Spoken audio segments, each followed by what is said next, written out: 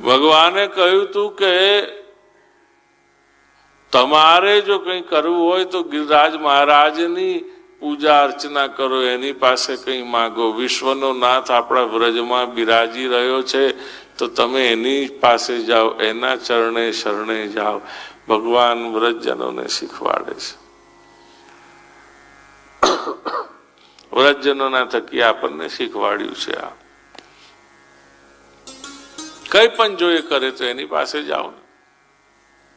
ઇન્દ્ર તો ખાલી પૂર્વ દિશાના દિગ્પાલ છે. એ દિગ્પાલ થઈને શું આપે છે? એ તો દ્વારપાલ છે.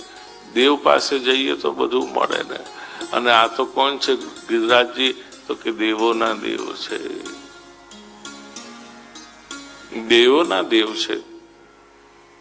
બોલ શ્રી ગોવર્ધનનાથ કી.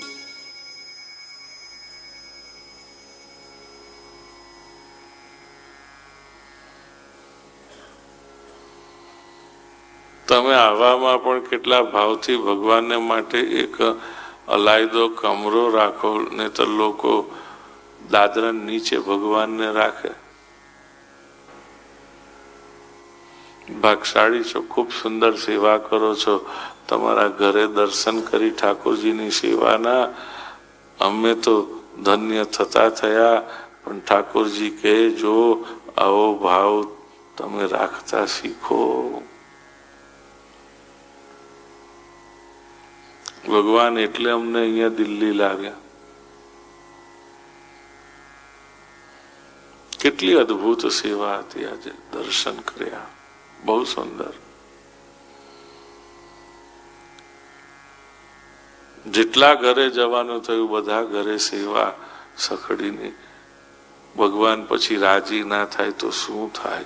પછી ભગવાન તમારા કયામાં ના રહે તો શું થાય? ઊંધા પડીને ભગવાને તમારા કયામાં રહેવું પડે ને તમે કહો એમ જ કરવું પડે. જેના ઘેર સખડીની સેવા હોય, આવું સુખ જ્યાં મળતું હોય વ્રજ ભાવથી, ભગવાન એ ઘર છોડીને કોઈ દી જાય નહીં.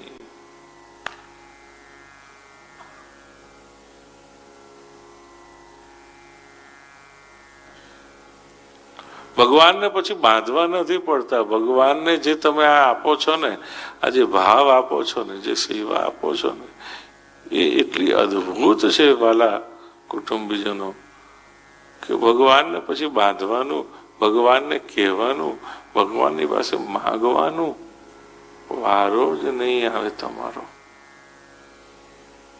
આને આ ભાવથી સેવા ચાલુ રાખજો.